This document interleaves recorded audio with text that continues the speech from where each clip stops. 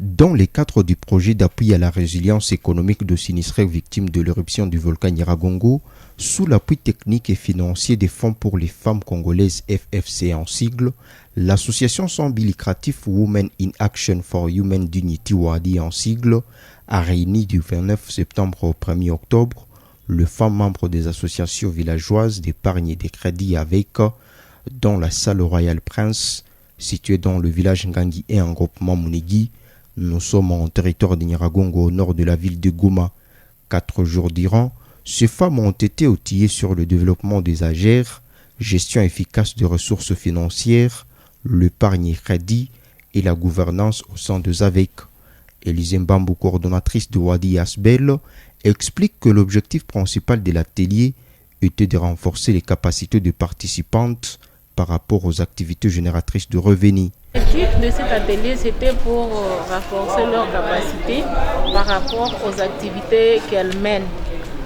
Les activités de commerce, donc de petits commerces, donc telles que vous avez vu dans la présentation, la plupart font vraiment les activités les activités de petits commerces, mais il y en a qui ont perdu toute l'économie parce que les maisons étaient calcinées par les laves du volcan Nyiragongo. Il y en a où leurs biens étaient volés, il y en a qui étaient au marché au moment même de l'éruption. Alors ce sont ces femmes avec qui nous nous sommes réunis pour essayer de parler de ce qu'elles peuvent encore faire pour relancer les activités économiques génératrices de revenus. Pour Élise Mbambu, ces femmes sinistrées ne doivent pas seulement attendre ou se contenter de l'aide humanitaire de tierces personnes, mais chacune d'elles doit chercher comment relancer ses activités commerciales, petites soient-elles, pour répondre aux besoins de leur famille. Ce n'est qu'avec les activités qu'elles menaient avant le volcan, si elles parvenaient vraiment à les relancer, qu'elles peuvent encore nourrir espoir pour essayer de subvenir aux besoins de leur famille.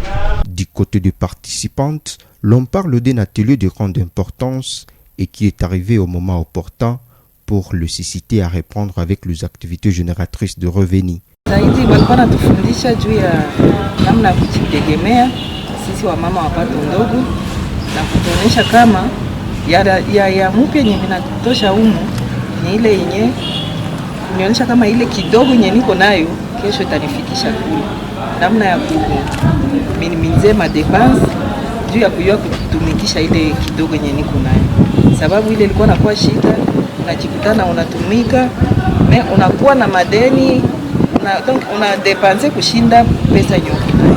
Mais leo wanatufundisha namna ya kuminimize ile madepense pour que uendelee na tumika na pesa yako bien, isikutie mu mashida ya madeni.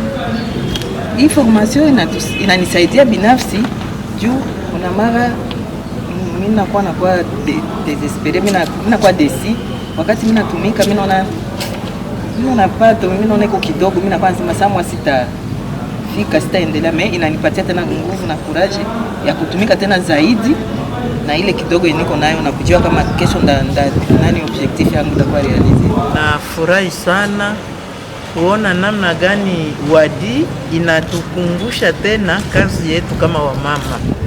Inatukumbusha kama mama iko na mapashwa mingi ndani ya jamii, na kwa hiyo alianza kutukumbusha namna gani tunafanyaka hii madepense na madepense ndani ya nyumba zetu. Eske tunakumbukaka kama tunaingizaka kitu fulani, tuko na kazi ina tuingiziaka, sababu mara mingi tunaliaka depense inakia kutanika, tulifanya depense zaidi ke pato yetu. Na leo wametufundisha namna gani ya kuhesabu ile pato yetu na namna gani ya kufanya depense, ijapokuwa sisi wa Afrika tuko na madepense zaidi ndani ya maisha, lakini wametufundisha namna ya kuipunguza ako na kukubali kuishi kadiri ya pato yako, na wametufundisha kweli namna gani tunaweza kujitegemea. Tulikuwa na maaveke, lakini wamekia kutuongezea mafundisho zaidi namna ya kutembeza hizo aveke zetu.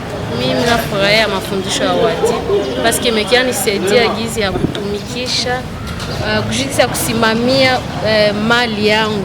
Imenifundisha gizi ya kufanya depense ya kidogo kushinda recette yenyewe mtu amefanya.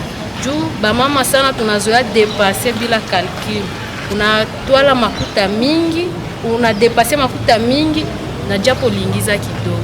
Alors hii mafundisho menisaidia sana, imesaidia wamama gizi ya kuweza kutumikisha makuta ili tusipate kuwa na maprobleme mwafrika.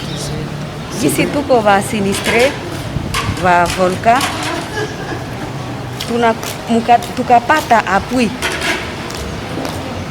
tukapata apui tunaweza toka mahali yenye tulikuwa nayo. Tuko wakimbizi tunaikala kwa mafamilia dake mwa hii maveke yetu, tukapata ile apui tunaweza jisaidia, mtu natajiritia tena nyumba, mtu nataweza kujifalia tena, mimi naweza sema vile.